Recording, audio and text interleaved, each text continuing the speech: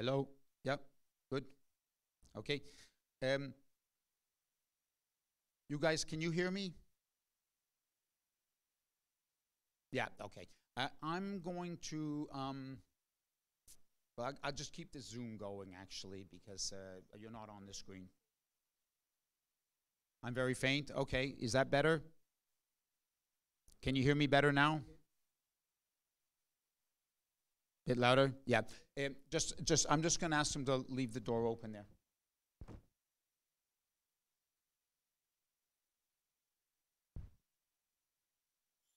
I tell you, just start now.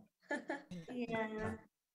So, How long is the session? Is it 1 hour? Is it 2 hours?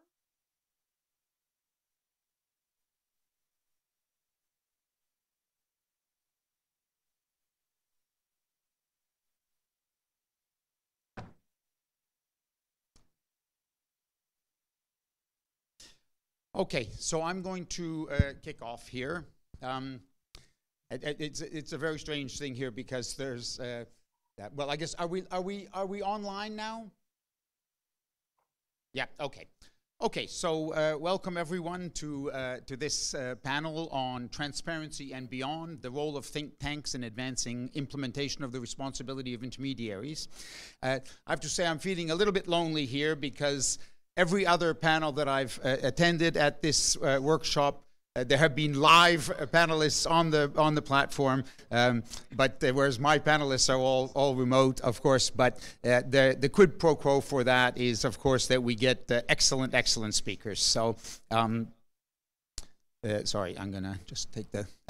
So that I think is that's okay. The focus of this panel is on the 4 recommendations to technology companies, so that was the word that was used or intermediaries in the Windhoek Plus 30 declaration, which was adopted at last year's World Press Freedom Day celebration. And I should mention, in the interest of transparency, I was one of the drafters of that declaration, so I kind of was involved in that.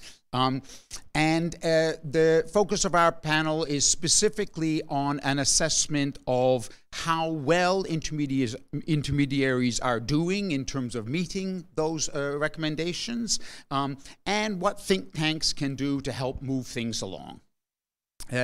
So the 4 recommendations specifically were that intermediaries should be more transparent, should put in place robust notice and appeal mechanisms for users, should conduct transparent human rights risk assessments, and should support information as a public good. So those were the 4 recommendations. And I'm hoping that our panel will be a little bit controversial. I haven't seen a ton of controversial debates and discussions and disagreements at this conference so far. So I think we're gonna try to break that rut that the conference is in. Of course, with everybody online, it's a little bit difficult to do that, but we're gonna try our best. We're going to have, in terms of the flow, we're going to have short presentations, 5-minute presentations by each of the panelists, followed by a debate among the panelists, and then we will hopefully have a question and answer period at the end.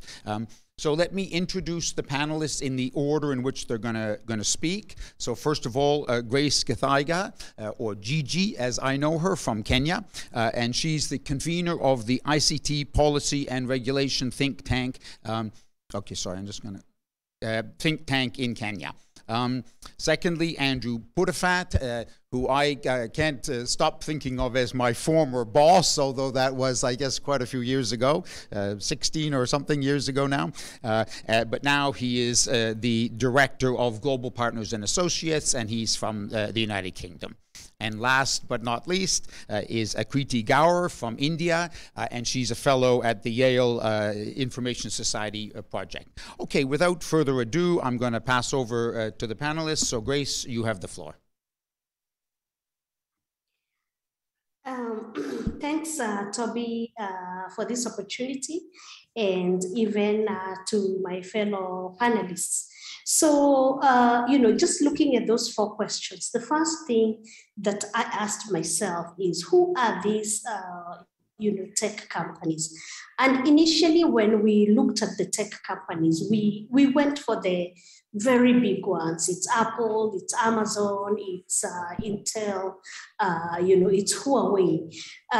But the question that I asked myself before responding to this is that, now we also have Meta platforms as being one of the big, big companies. And I just decided to focus on those that allow citizens to exchange and share content across them. So, thinking of the mobile companies, thinking of the social media companies, but I decided to focus on the Meta platforms specifically because I know they're doing a lot of work. So, to start with, before I go into the Meta platforms, I want to say that, when you look at platforms like Twitter, like YouTube, and then the Meta platforms, they have already, they have their own ways of enlisting content moderation. So enlisting their communities that use their platforms in a way that those communities can then flag content that they think is not appropriate or is offensive, and then give the companies the first opportunity to actually, take that intermediary liability and make a decision whether to pull that content down or to let it remain if it meets their standards.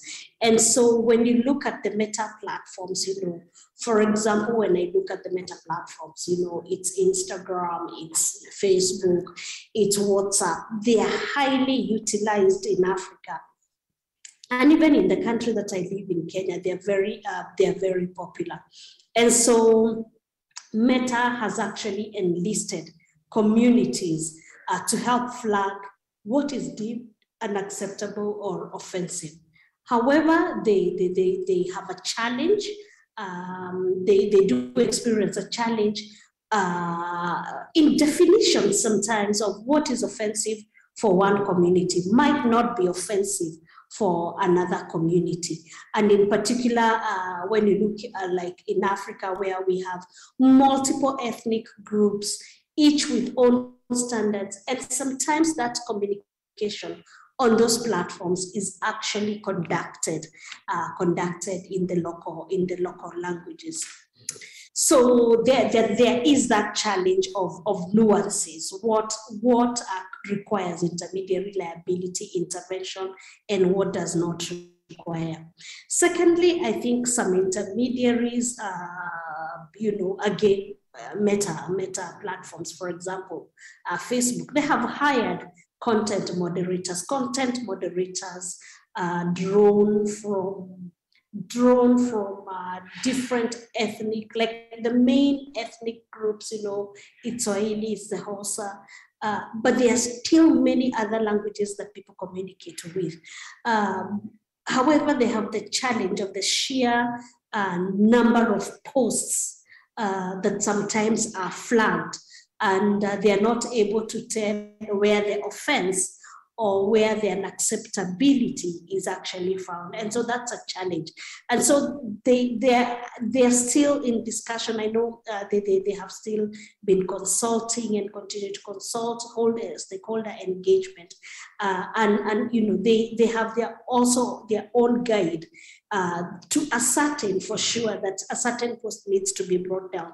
So some of those, that content, some of the moderators do speak that language, but sometimes a post may be in a language that no content moderator can be found.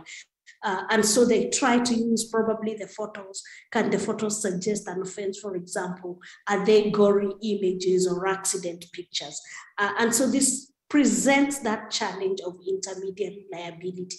So what I would want to say is that even as we continue to discuss intermediary liability, I know when we started this debate, I think around maybe 2012, 2014, there were conversations that intermediaries should not have any liability because they just provide a platform for people to exchange their ideas. But we have continued to see that there is now, with time and the dynamism of technology, they actually need to take, to a certain extent, some of that responsibility, because we've seen their platforms being used, especially to incite people along political lines, to incite people along ethnicity, to even incite people along racial lines. And so in that sense, to some extent, I think they need to take that responsibility. How they will do it and how they will determine how that is gotten, really it's up to them. But then there is now what we know, the utilization of AI, and at the same time, it's combined by human content creators. And so, content moderators. And so I want to stop there. Okay, great. Well, that's a great kickoff. I think you've touched on quite a few of the issues that we're going to be talking about throughout the day here. I think firstly, it's very easy to slip into only talking about the really big players, but of course there's a vast number of other players as well, and they do stand in very different positions. I think the scale of the operation in terms of the number of posts and the volume of material, we're going to come back to that one, but also in terms of touching every linguistic and cultural community in the world almost.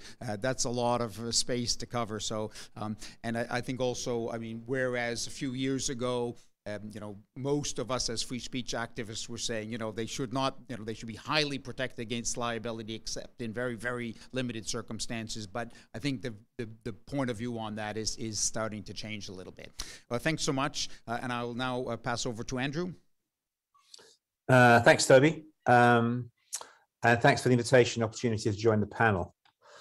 I think for me, we've been asked to think about these broad objectives and how they're being applied by companies. And I think one of the problems is that there's a multiplicity of broad normative objectives around. The Windhoek Declaration is just one of many, many declarations that are fairly high level and aspirational. I was looking at artificial intelligence as an issue a while ago, and according to Algorithm Watch in Berlin, there are 172 normative declarations on what artificial intelligence should be, which is about 171 too many for them to be really effective. And I think when you take the high level goals, like a human rights impact assessment of how a company operates, and you think about, let's take a company, one of the big social media companies who are the dominant platforms. You take something like Google, you've got Google Search, Google Maps, Google News, Google Ads, Google Mail. You've actually got a whole plethora of services and products. They'll each have their own engineering teams, their own staffing teams, their own incentives, their own different relationships with the parent company.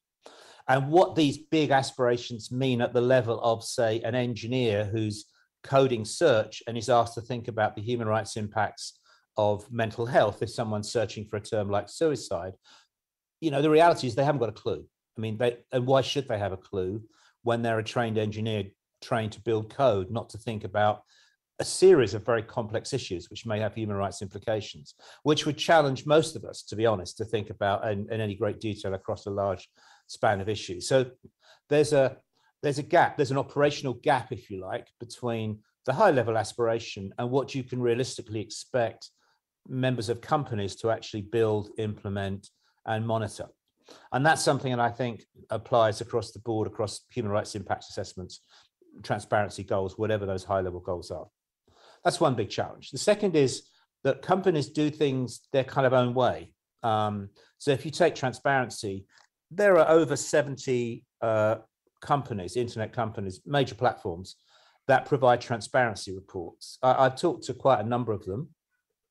What they say is that basically they produce transparency reports once a year. Nobody reads them except a few nerds. There's no media interest, no public interest. It's a lot of effort for virtually no return. And so the question is, if we're looking at transparency, what's the demand for it? Who's demanding it? And is it being produced in a way that's actually useful? Just saying a goal of transparency, again, doesn't help us unless we're clear why we want that transparency and who wants it and who most people care about their own interaction with the company. They don't care about the totality of the company's operations and the way they may impact on human rights or public policy more generally. So I think UNESCO's made a good start here because it's produced a set of high-level principles on transparency, but it's also gone on to look at operationalizing them and producing a set of indicators and means of assessment to give you a sense of practically how you might look at the application of these high-level norms. And I think that's something that needs to be done more generally and probably are built on to much more granular fashion. And I think the third big challenge is, as Grace has said and you said, is sheer volume. You have, I think, on YouTube an hour of content uploaded every second. That's an hour every second. Name me a process that can manage content at that degree, whether it's a notice and take down or whether it's any other kind of process of content management. We don't have, even with completely illegal content like child sex abuse online, which is a field I work in, artificial intelligence is not good enough to identify illegal images with great precision. You need human moderators, human analysts to come in and check the images are actually legal and not, say, legal pornography or depictions of models or something else. And so we face this enormous challenge that we don't know. We don't have the tools, I think, yet, technically or in human terms, to actually genuinely manage content in a way that's consistent with the human rights norms and aspirations that are floating around. So that's a big, and that's just a limitation of the sheer scale and size of communication. And and even a relatively small platform, an image hosting or cyberlocker platform could have millions of pieces of traffic coming through. I was talking to MTN, an ISP, just last week about child abuse images. They have scanned in a few months 3.9 billion images, and using a reliable hash list, they found 1 million images that are illegal. But that's a very hard data set of actual legal images. They're scanning 3.9 billion images, and that's just one ISP in sub-Saharan Africa. So that gives a sense of the challenge of scale. So I think the task really for the think tank world is to stop producing high-level statements, stop producing high-level aspirations, start looking at the actual reality of the industry that it's looking at, big, small, medium-sized companies, and how you operationalize the standards we already have in a way that is at least minimally effective. It's not going to be there's not going to see great successes and enormous change, but how do we even begin the process of applying these standards in practical terms to hard engineering challenges and problems, when most of the policy world, to be frank, Toby, doesn't understand the engineering of the internet and has no clue how the internet actually works and how companies are actually working. So that's my provocation to start the debate. Great. Well, thanks for that. I think the scale factor is something we're going to keep coming back to, and sort of, and I think you've given us a very good healthcare or health warning. Stop these theoretical, disconnected policy wonk type statements, and drill down to actual reality and what can be done. And I think there probably is a bit of a disconnect there. Perhaps even with, the Windhoek Plus 30 declaration is fairly general in its standards, but even there, I think, more transparency, I suppose that's always achievable, but, how far and whatever. And I think I really like the point you made about we're placing heavy expectations on these companies that they're not really geared up to deal with. And we've been having a debate, well, at least in Canada, for years about doctors and how, we expect doctors not only to fix us, but also to deal with all kinds of other social and cultural issues, and that it's it's not realistic to expect these people to do that. And I guess we're the same sort of problem, but times quantumly more difficult and complex on the companies. So both very, very good points. Thanks. All very good points. Thanks, Akriti. Over to you. Thanks, Toby, and thank you so much for inviting me to be a part of this excellent panel today. I'm so excited for our discussions ahead. Taking forward Andrew's, value of the real world connection that high level norms should have. In the next couple of minutes, I just want to briefly outline what I think could be some of the factors when we outline an agenda for platform governance and accountability for the majority world. This would help in contextualizing sort of the high-level norms that are being discussed globally in a domestic legal or policy context. And for that, I think the first recognition that we agree on broadly across the world is that technology companies today are controlling the public sphere in ways that we could never imagine, that our constitutions haven't imagined, that our laws haven't imagined, and they're changing the very definition of what we mean by public and private. Now, platforms like Facebook, Twitter are primarily communication channels. They also claim to democratize access to information, and they've developed a marketplace of ideas for all of us. But these discussions have also established that a few private social media platforms now own these channels of communications. They exercise significant power over democratic discourse in the majority world, and they enjoy an enormous power over our own decision-making. In many parts of the world, they are serving effectively as gatekeepers of the internet. We know that grand projects of corporations like Meta, such as Facebook's Free Basics program, has threatened platform users' freedom of speech and access to information. If you remember in 2021, just seems to be a couple of months ago, but it's actually going to be a year soon, the global outage that Facebook had completely paralyzed communications in countries like Brazil, because a large proportion of users do not have alternative communication platforms. They rely on WhatsApp for daily communications. Therefore, everything was suspended for 24 hours. And that really brought home the point of how much power these platforms have over us. These platforms, and this is another value which I think is worth considering when we think about policy solutions or how think tanks operate in the space, is how just 2 or 3 major platforms are now also effectively shadow states, which are negotiating with sovereign nations as equals. We know their role in genocide, the genocide in Myanmar, or whether it's communal lynching in India, or election interference in the United States and so many other nations of the world. This is symptomatic of a deeper malaise that we need to think through together. Countries like India, Russia, Turkey, now the Philippines, state actors, malicious political actors are now using these platforms to further their own political agenda. We know about the ways in which human rights activists, dissidents, scholars are being censored through these platforms. And of course, the hate speech and misinformation component has actually led to real life, tangible harms and loss of lives in so many of these countries, which current policy proposals need to have a recognition of. I just want to say that because of the role that these platforms have in so many parts of the world, including the country where I come from, the public sphere that is no longer democratic. It no longer has one governor. It's actually being governed by a state with often dubious political interests and a private platform which does not have economic incentives to overhaul these cracks to serve the public interest. So today, when I think we think about transparency and platform accountability for the majority world, we need to think about first solutions which are not just catered just to Facebook or Twitter, but solutions which are catered to diverse communication platforms or encrypted messaging applications like WhatsApp, which 1 billion people in India are almost using. We need to take into account the unique political economy of majority world countries and the fact that in many instances, countries do not yet possess perfect legislative, judicial, or enforcement mechanisms.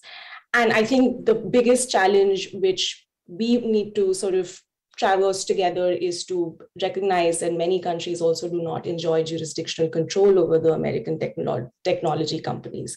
So these are some of the factors which need to take into account the diverse political and cultural contexts. And I'll stop here and look forward to the discussion today. Thank you.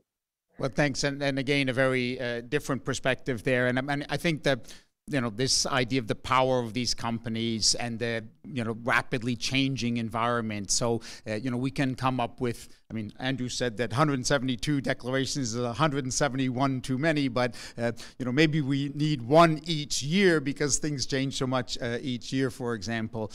And also for reminding us a very important point. We need to not only think about the North and whatever, but the whole world. And Grace, you also made that point.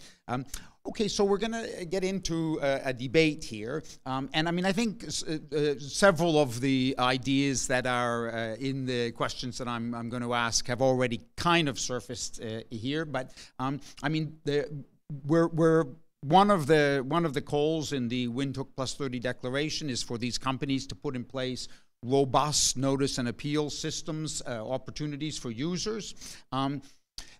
So my first question there is, I mean, I think companies are taking that on board. There have been some changes in that space, but as I think all of you have mentioned, I mean, there's this massive challenge of volume. I mean, we have courts that have very robust notice and appeal and due process mechanisms, and they run whatever, a few thousand cases or many thousand perhaps in larger countries. We're talking of billions potentially of cases here around the world. So my first question is, I mean, how do you assess company progress in this area? If we think about, I mean, the SDGs are about moving forward, not about getting there. And if we look at these recommendations to companies in the same light, are companies moving forward in this area? That's first. And if so, how? And if not, why not? And what are the problems? So, I mean, I'm going to let you just jump in freely. And but maybe, I mean, Grace, I think you indicated that this is an issue that you were, had some views on. So maybe you can just kick off.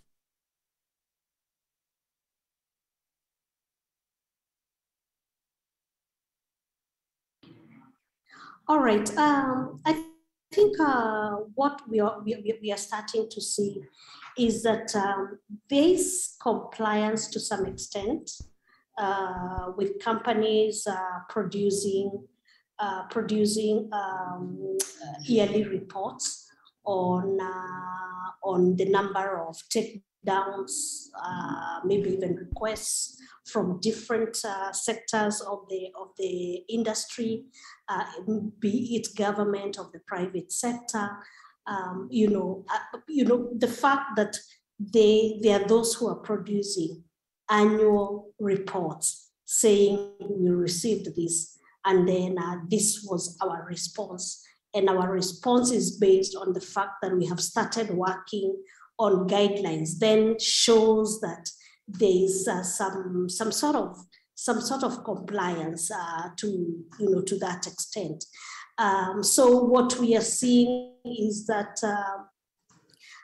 I think the intermediaries are adopting varying policies and practices, largely to foster their business interests rather than to protect the rights of users. But something is happening. And then, of course, there's an issue of, I think, how they can be assessed, the level of awareness among users on some of those practices, and whether the users are aware that, intermediaries are taking responsibility to a certain extent. And so I would want to say that it's a process, it's an ongoing process, but it requires efforts, and it also requires discussions by the relevant stakeholders, because you need stakeholder engagement so that then whatever is being proposed or whatever policies that intermediaries are coming up with are not then going to infringe on people's human rights or even rights for freedom of expression. So I would say in the same way that technology is dynamic and there are new issues coming up, I would say that intermediaries also need to be placed in such a way that they can also respond within the context and within the new developments or emerging concerns. Yep. Okay, great. Reactions or other points? I mean, I think it's a variable picture, Toby. So I think it's partly complicated by COVID, which has reduced the number of human moderators and the staffing of the kind of whole content moderation system. And if you look at the historical experience, notice and takedown's always been very sharp in areas like copyright, because there are a lot of content creators who get onto it very quickly and challenge it. I think it's also been fairly strong in relation to illegal content like child abuse, because there's an agreed global understanding of what's illegal, and therefore it's easier to respond. It's easier for companies to understand the need to take that kind of material down. Certainly, we find that in one of the organisations I work with, that with child protection stuff, it comes down very quickly. I think areas which require more interpretation, or where the domestic law in one country varies from US law, I think those kinds of issues are much more complicated for companies to deal with, partly because of volume, and partly because they simply, to be crude, they don't have the nuance to understand what, and the markets that maybe the complaints coming from aren't significant enough for the company to actually worry about it. And it's only when, I think Akriti said, it rises to the really, really egregious level of, say, Myanmar, where you had direct incitement to violence and hatred, that the company feels, and there's a lot of global criticism, the company feels, spun into action. So I think it's a mixed bag. I think it's always been a mixed bag. And I think it continues probably with the same kind of pattern it's always had. I don't know that I could say there's been a terrific improvement anywhere in the world balancing all these other factors out. Yeah, I mean, you raised the staffing issue. And we can't sort of paint all of these companies with the same brush, but some of them make an awful lot of money. Do they need to just substantially increase the staffing levels for appeals, notice and appeal systems, but also, maybe content moderation in the first place? Is that are they reaping too much profit and not doing enough in taking their responsibilities seriously enough? And I think at the scale of, at one point, Facebook hired 40,000 content moderators around the world. And when I saw that number, I just thought, oh, good grief, 40,000. That's a scale that's almost unimaginable. But I don't think it dented their profits at all. So, is this part of the solution? I think it depends how it's done, personally. I think viewing illegal or harmful content is very psychologically challenging. And, if you employ, a whole bunch of people working in a shed in the Philippines to spend all their days looking at illegal content, you're going to cause a lot of damage. It may not cost you very much, but you're not going to get a quality service and a quality response. In the case of the organization I work with, we have human moderators who look at images of the children. If the AI thinks they're illegal, they have psychological counseling. They are reviewed every 2 months. They have a full in-depth psychological assessment every year. They can come out of the room if they're unable to take an image and they've had enough. And it requires quite a strong support system. And given the scale of some of the material that's out there, you need to have moderators who are baking into a structure that is very supportive, and also human rights understanding. Have a basic understanding of. Some things are obviously illegal, but there's a whole lot of content. Trolling, harassment, offense. As you know, Toby, from a free speech background, the difference between causing offense and inciting hatred is frequently confused in people's minds about if someone is offensive. It's not. You may find it offensive. It doesn't mean to say it's inciting hatred. Those kind of distinctions are actually quite challenging for even experienced activists to sort of grasp, let alone people who are employed on a minimum wage to stuck in a shed somewhere, or are working from home, as happened during COVID, with no psychological support whatsoever. So, you're not going to get quality decisions from the kinds of content moderation that we do have, even where you have it. And you say a company like Twitter, which is a loss-making company, actually a very small company, very badly engineered company, doesn't make any money, it's not going to invest in large amounts of content moderation, despite the impact it has on the public square and on people's access to information and debate. Yeah, okay, good point. Yeah, I wanted to quickly comment on the question of scale. I think that's something that's such a critical sort of barrier to, hygienic information access in, various parts of the world. And I think there are models which speak to the value of involving communities and external stakeholders in the process of content moderation or addressing complaints and redressal. And Article 19 Social Media Council proposal is one of those which seeks to build in or tie in local stakeholders, human rights experts, legal experts into national level, regional level, local community level content moderation. But again, the challenge is what are, there are various sort of questions that need to be considered in that proposal that, if this question of scale that Twitter or Facebook are struggling with, how can external actors sort of support that in a completely independent and unbiased manner? And the second thing, I think it's useful to consider Reddit's example and how that has sort of deteriorated when scaled across the world.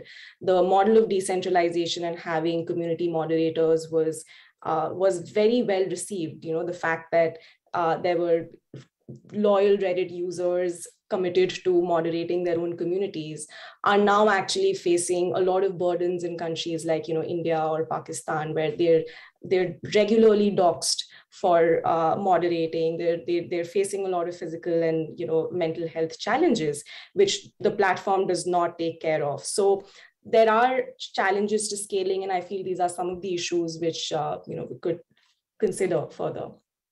Yeah, very good points. And I mean, I think that this idea of content moderation versus quality content moderation, both by support, the support mechanisms that you mentioned, Andrew, but also the community connection point that you raised, Akriti, very, very important, and of course complex to do that, and especially given the rapid period of change. Just noticing the time, of course, it's always interesting to dig down into a discussion. But my next question is perhaps a little bit controversial. So the second one of the recommendations is that companies should put in place strong human rights assessments, and that comes from the UN guiding principles on business and human rights. Those principles are aimed at all companies, whatever their business area. And I think that the original conception of that really was, looking at businesses operating in one area that might have essentially ancillary negative human rights impacts in another area, a mining company undermining the health of the community that it was working in. It's different, though, when we come to companies like this, whose absolute core business is about freedom of expression, or anyway about communication, and then we want to do a freedom of expression human rights analysis for that. And I mean, people often glibly say, these countries have freedom of expression responsibilities. Of course, I don't disagree with that, but I mean, what does that really mean? It's fine. I mean, it doesn't mean the same thing as it means for states. Almost all of these companies have, terms of service which impose content restrictions which would not be open to states to impose, and nobody disagrees or protests or gets upset about that. So what does it actually mean to say that these companies have human rights, have a freedom of expression responsibility? I mean, what's the real content of that? I know that. I think you're right, Toby.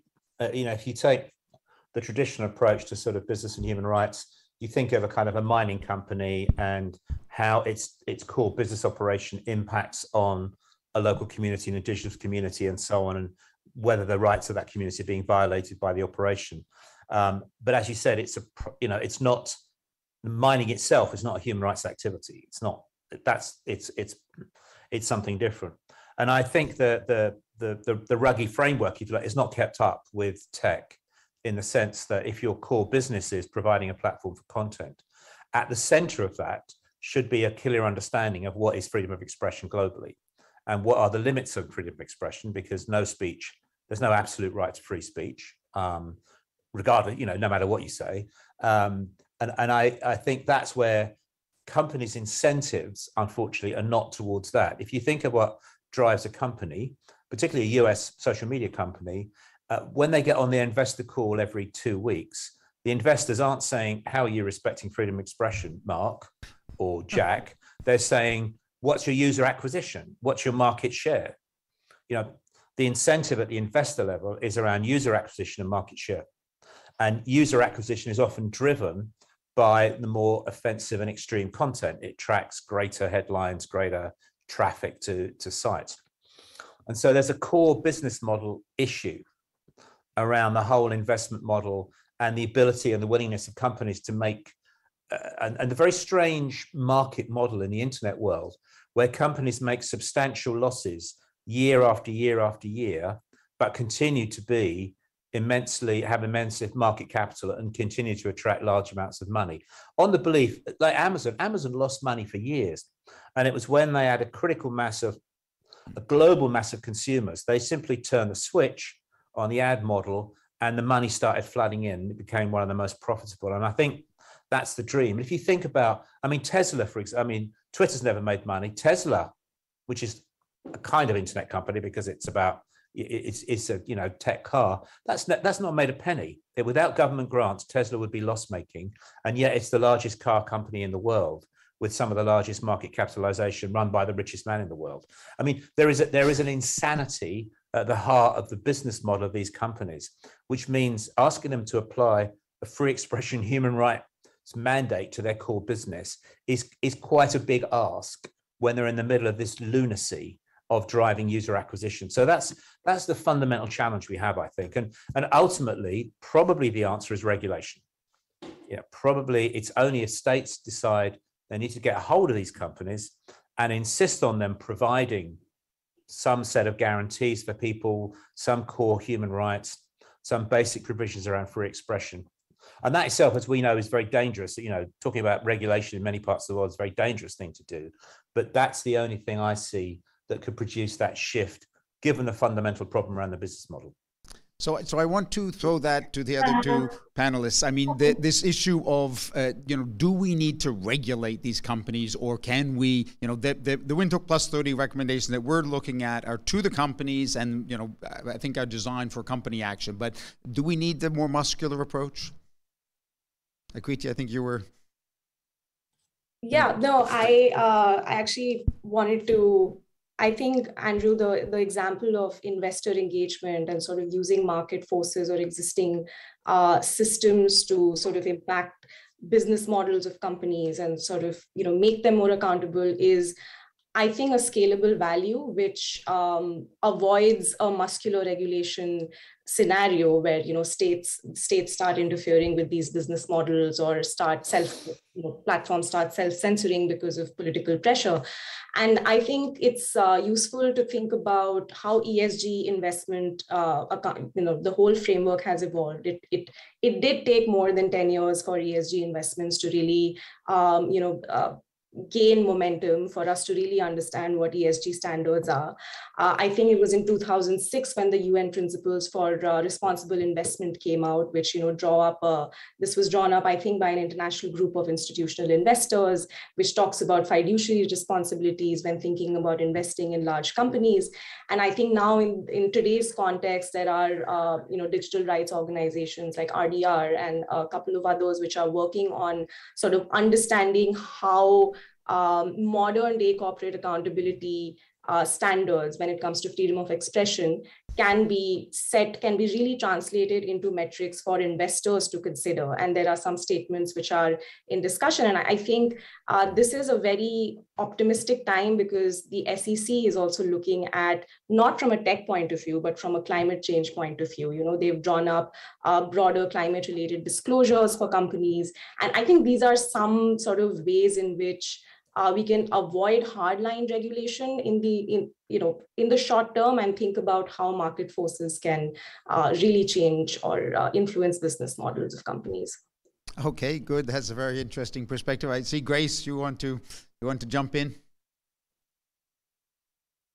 Yeah, I just wanted to say quickly that companies now, there's now more movement towards making laws and regulations human-centric. So where the human is placed at the center of these laws, I think companies also will have to place the human at the center of their user TNC as they deal with that intermediary responsibility and the fact that they should not interfere with the freedom of expression. So that must guide them. the fact that they need to move towards a human-centric perspective. Okay, great. We don't have a lot of time left, but I do. Andrew mentioned a certain individual who's the richest man in the world, or richest person in the world, Elon Musk, and he, of course, has waded into this field in a rather big way. By buying Twitter. Briefly, there's a lot of debate about this, mostly critical as what I have seen, but, other people are saying this is an opportunity, he can shake things up. I'm not talking about turning the business of Twitter around. Andrew, you mentioned a bit about that. I have no idea whether he's going to be able to do that or not, but do we need somebody like that to, shake this space up, or is he a risk? Is he a threat? And also, second part of that question, I think that, his fairly rapid and aggressive takeover of Twitter has shown us that these companies, which are such an important part of our public space, can be taken over by a single rich person. Is that appropriate? Should we allow ourselves to be dependent in that way, that such an important part of the way our societies function can be changed rapidly by one person, one very, very rich person, but still just one person? So some quick, short, sharp responses on those questions as sort of picking parts of them. If I kick off, I don't think anybody knows what it means, Toby, to be honest, because I don't think Elon Musk knows what it means. Just to say the financial structure of the deal means that he needs to make Twitter profitable to repay the bank loans he's taking out set against his other assets. So that will be a factor. He's obviously said he's a free speech absolutist in US First Amendment terms. I'd like to see what happens when that gets to Europe with the Digital Services Act, because the Europeans have said very clearly, you can think what you like. If you want to operate in our market, you'll obey our laws because we make the laws, not the United States. So I think what Elon Musk thinks, and for all his free speech absolutism, he's remarkably sensitive to what people say about him, and the way, let him open up the Twitter platform to his own employees at Tesla and Twitter to have a go and criticize Musk openly, and let's see what kind of free speech absolutist he turns out to be when the personal criticisms are aimed at him. I would suspect they won't get very far. Fair point. Anyone else want to come in on that?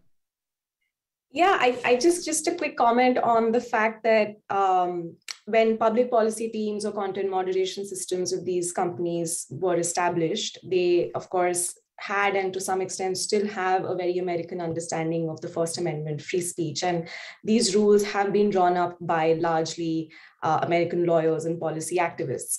Now, in the past couple of years, that has changed a little bit. We're seeing a lot of, some amount of diversity seeping into content moderation policies, a lot of work to be done there, but, there is some change.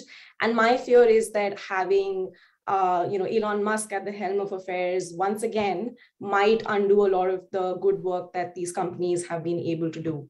And we don't know how that turns out, but that is a legitimate fear right now.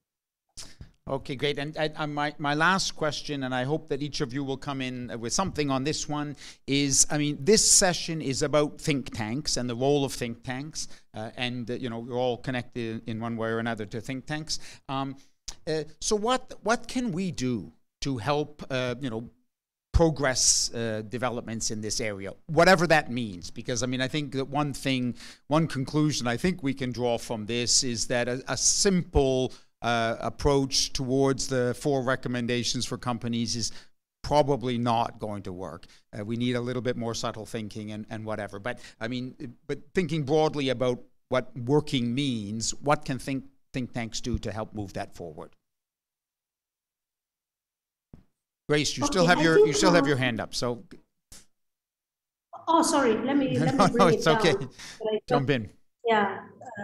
Yeah, but quickly, I just wanted to say that one of the things that the internet intermediaries must please revise their terms of use and privacy policies, to make them human rights based.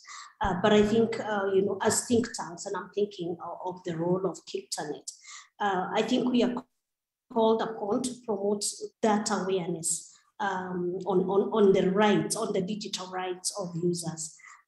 We are also called upon to monitor the practices of intermediaries and probably highlight, be very clear when they highlight breaches. You know, like we actually do here when there's a breach, we are among the first to highlight, highlight the breaches whenever they occur. And I think the other thing is that the role of a think tank is to continuously conduct action-based research and suggest best practices in respect to the various business models of intermediaries, and I guess including the extent to which companies or intermediaries practices, commits to their policies. So I wanted to end there. Thanks. So I guess we should start by reading those transparency reports that Andrew, in his opening comments, said nobody reads, and tell the companies that we're reading them. At least we should do that. Andrew, do you want to jump in then? Sure. I think think tanks firstly need to improve their technical competence to understand better the technology they're dealing with, and also their understanding of the kind of corporate structures that they're dealing with, and don't assume that a company is a single entity. It's actually a collection of entities with different competing incentives and stuff going on inside. And then I think, having improved that competence, it's time to get into, if you like, get the head under the bonnet of the car and stop sitting on the side, sitting in the back seat, telling someone how to drive, and actually figuring how the engine works. So if we should take something like artificial intelligence, it means understanding, if we're talking about a human rights approach to the application of AI, which is a very big hot issue, are we talking about the data set? Are we talking about the code? Are we talking about how the code interacts with the data set? Do we understand how many pathways there could be that could be tested in order to produce? And I used to code simple batch processing programs, and I could tell you that I could only test 10% of the pathways through that program. An AI program would be completely different. And do we mean all AI, including the engineering tweaks, or just the AI with particularly egregious potential impact? So it means much more detailed understanding and actually working with the companies maybe, or working with policy organizations to produce to think, if I want this to be good at this level, this high level, what does it mean in practice on the ground? How can it be done? That's the question that the companies inside are asking themselves, because they're looking at all of these different high-level statements.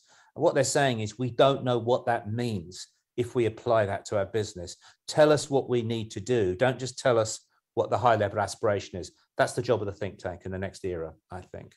Yeah, I mean, I think that this point about getting under the hood. I mean, my own organization, we're very, very aware of that. We don't have a lot of technical capacity. Every once in a while, we get an intern who's a tech person. We had somebody who worked in Silicon Valley one year, and that really helps us with that. But it's not an easy thing to do, because just like we can't expect the engineer in this company to understand the social implications or whatever. So we're lawyers and policy wonks and whatever, and we don't understand AI and those things. So it's the multidisciplinary things. It's easy to say get there, but it's not so easy to actually do that. So I think that is a huge challenge, and I mean, certainly bringing these general, be more transparent. That's literally what the Windhoek Plus 30 declaration says. I mean, there's no proper guidance in that whatsoever.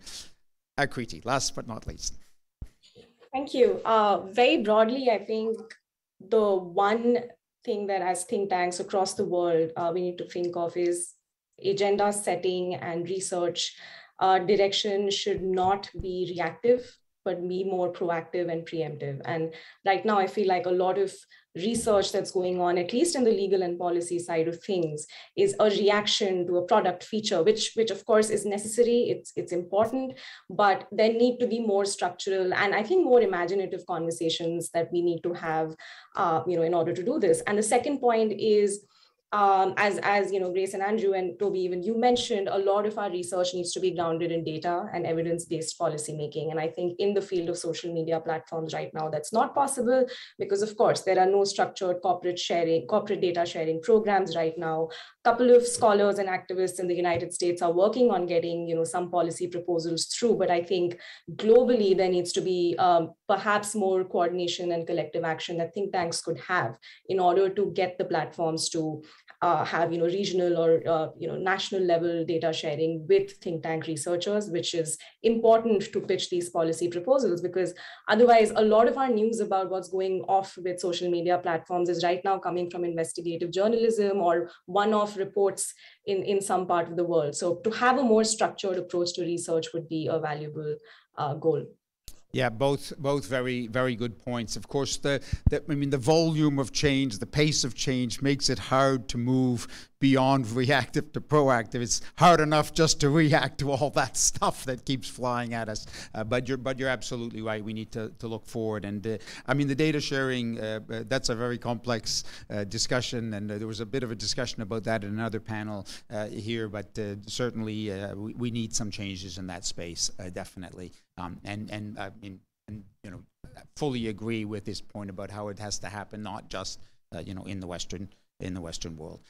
Listen, thanks so much. I think it's been, thank you first of all for living up to my plea to you to be controversial and a lot of interesting ideas. Thanks, I think it was a very interesting discussion.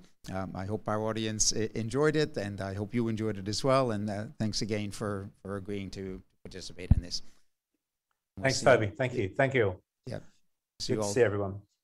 Okay, bye. Thanks. Bye-bye. Bye.